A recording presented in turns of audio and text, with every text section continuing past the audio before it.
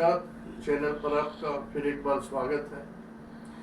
साथियों, परमपिता परमेश्वर ने ये दुनिया कितनी खूबसूरत बनाई।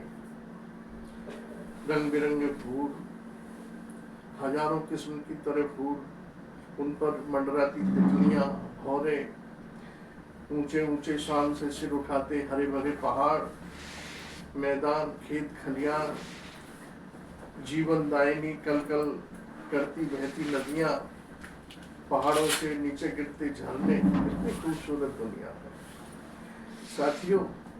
और इस खूबसूरती को चार चांद लगाने के लिए ईश्वर ने मनुष्य योनि बनाई है। मनुष्य योनि में जो मानव है, मनुष्य हैं, वो अपने कुछ मनुष्य अपने सत्कर्मों से, सदकर्मों से ऐसी सुगंध बिखेरते हैं कि उनका जीवन धन्य हो जाता है, उनका परिवार धन्य हो जाता है, समाज धन्य हो जाता है और देश धन्य हो जाता है। हमारे इस देश को आजाद कराने के लिए भी उन्होंने, वीरांगनाओं ने अपने शरीर की, प्राणों की आहुति दी और शहीद हो गए।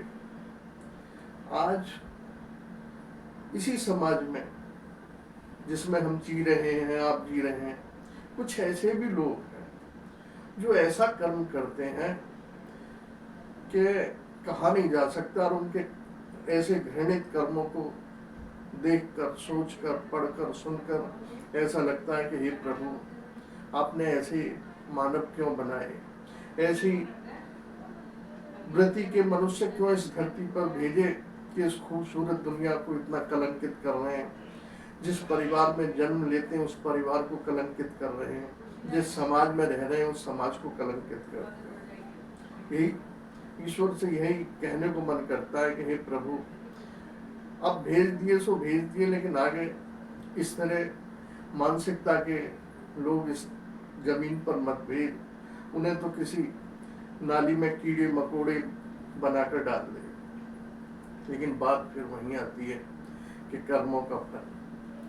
जो आज कीड़े मकोड़े नाली में अपना जीवन यापन कर रहे हैं, उन्होंने पिछले जन्म में कुछ जरूर ऐसे कर्म किए होंगे कि उन्हें नाली में कीड़े मकोड़े की जिंदगी मिली है। लेकिन आज जो मनुष्य योनि में कुछ जो ऐसे कर्म कर रहे हैं, उनको निश्चित ही अगले जन्म में कुछ ऐसा जन्म जरूर मिलेगा जिसकी कल्पना नहीं की जा सकती। साथियों, की घटना 12 अगस्त 2024 की है और देहरादून सिटी की घटना है। साथियों, एक 16 वर्षीय लड़की मुरादाबाद से, उसके कुछ परिचित पटियाला, जो पंजाब राज्य में पड़ता है, पटियाला शहर काफी बड़ा शहर है, वहां जाने के लिए वो मुरादाबाद से बस में बैठी, वो दिल्ली उतर गई।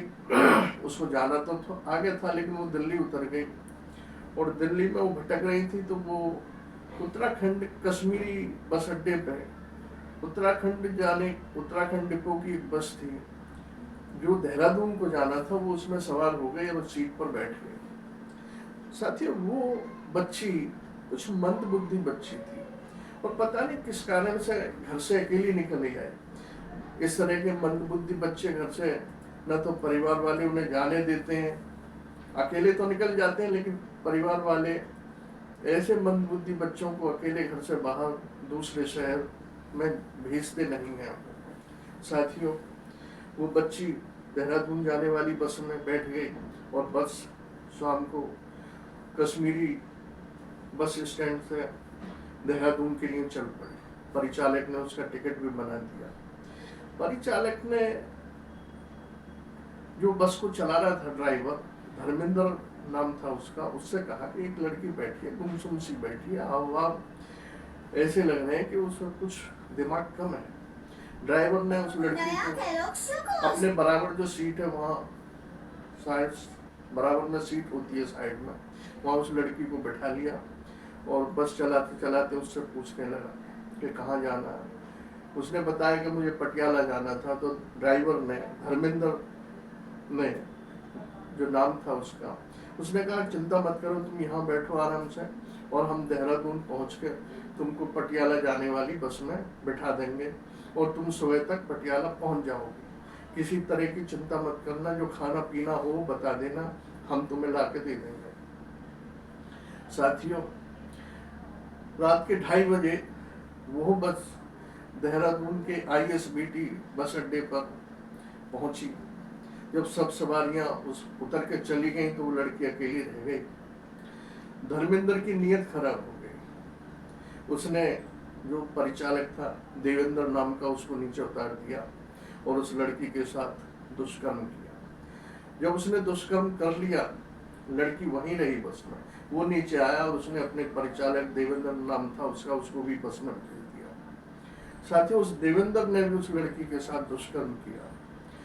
जब वो देवेंद्र भी बाहर आ गया तो बराबर थोड़ी सी दूर पर एक बस और खड़ी थी। उसके ड्राइवर कंडक्टर इस कृत्य को देख रहे थे, वो भी आ गए वहां। उन्होंने धर्मेंद्र से बात करी कि कैसे, कहाँ की लड़की। उन्होंने कहा तू भी मौज ले ले। साथियों, जो दूसरी बस थी उसके जो ड्राइवर थे, एक का नाम राजपाल था, एक का नाम रवि कुमार था। वो दोनों भी बारी बारी से उस लड़की के साथ दुष्कर्म किया। दुष्कर्म करने के बाद वो भी नीचे उतर आया। साथ ही जो परिचालक था देवेंद्र, वो कैशियर रूम में अपना कैश जमा करने गया। वहाँ जो कैशियर था राजेश कुमार, उसको उसने ऐसी बात बताई, ये बात बताई कि ऐसा ऐसा अगर मौज लेनी है तो बस में पहुंच जाओ। साथियों, राजेश कुमार की भी नीयत खराब हो गई। वो भी अपना उसका कैश जमा करके कैश रूम की ताला लगा के बस में आ गया और उस बच्ची के साथ दुष्कर्म किया। इन 5 लोगों ने उस बच्ची के साथ दुष्कर्म किया तो उसकी हालत खराब हो गई।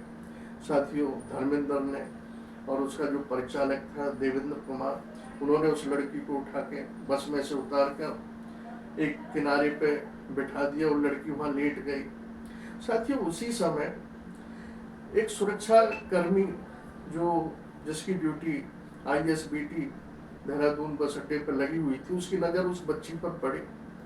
वो बच्ची के पास आया, उसको उठाया और उसकी हालत देखकर वो चाइल्ड वेलफेयर कमेटी जो का एक बूथ बना हुआ था वहाँ ISBT के पास, उसमें लेकर गया। वहाँ के कर्मचारियों को उसने उस लड़की के विषय में बताया कि ये बस स्टैंड पर एक तरफ लेटी हुई थी, इसकी परेशानी पूछो क्या है, कैसे है। साथियों, वहाँ जो कर्मचारी नियुक्त थे उन्होंने उस बच्ची से पूछताछ की तो उसने पूरी कहानी बताई कि मैं ऐसे ऐसे, मुझे पटियाला जाना था, मैं दिल्ली पहुँच गई और वहाँ से इस बस में सवार हो गई। इस बस में 5 लोगों ने मेरे साथ ये दुष्कर्म किया। साथियों, उस बूथ पर तैनात कर्मचारियों ने पुलिस को खबर दी। पुलिस आई। पुलिस ने यहाँ इतना अच्छा कार्य किया कि उसने 3 घंटे के अंदर ही उन 5 दुष्कर्मियों को गिरफ्तार कर लिया। उनको चालान करके जेल भेज दिया और बच्ची को हॉस्पिटल भेज दिया। उसकी FIR लिखी गई। आगे कानून की बातें हैं, अब उनको क्या सजा मिलेगी। लेकिन साथियों, सोचने वाली एक बात, एक 16 साल की मासूम बच्ची जिसकी दिमागी हालत ठीक नहीं थी, कम बुद्धि थी, उसके साथ ऐसे इन 5 दुष्कर्मियों में जो हमारे समाज के बीच में रह रहे हैं, पढ़े लिखे हैं, सरकारी कार्य कर रहे हैं, उनके घर में भी बीवी है, बहन होगी, बेटी होगी, वो लोग ऐसा कृत्य कर रहे हैं। काश ऐसा दुष्कर्म करने से पहले वो भी ये सोच लेते कि हमारी भी बहन है, बेटी है, वो कहीं भटक कर इस तरह पहुंच जाए, उसके साथ कोई भारी व्यक्ति इस तरह का दुष्कर्म करे, कांड करे, तो उन पर क्या बीते। साथियों, आज हम और अधिकांश इस तरह की मानसिकता के लोग, जिनके दिमाग में ऐसे कीड़े कुल बुलाते हैं, वो अपने संस्कारों से दूर चले गए। हम भगवान से दूर चले गए, जो एक शक्ति है इस पूरी दुनिया को चला रही है। समय पे दिन निकलता है, रात होती है, जो इस ब्रह्मांड को संचालित कर रही है, हम उसके अस्तित्व को भूल गए हैं। साथियों, मेरा तो आपसे यही अपील है, यही निवेदन है कि हमें जिस परमपिता परमेश्वर ने मनुष्य योनि में ये मानव रूप का जन्म दिया है, हमें उसका हर पल हर घड़ी शुक्रगुजार रहना चाहिए, उसके नाम का सुमरन करते रहना चाहिए, अच्छा साहित्य पढ़ना चाहिए जिससे हमारा मानसिक विकार सही रहे, हमारे विचार शुद्ध रहें, हमारे कदम अच्छे रास्ते पर चलें। हम कोई ऐसा कर्म न करें कि हमारे जीवन पर, हमारे परिवार पर, हमारे समाज पर कलंक लगे। साथियों, इसी के साथ आपने मेरी बात सुनी, इसके लिए धन्यवाद, आपका आभार। नमस्कार साथियों।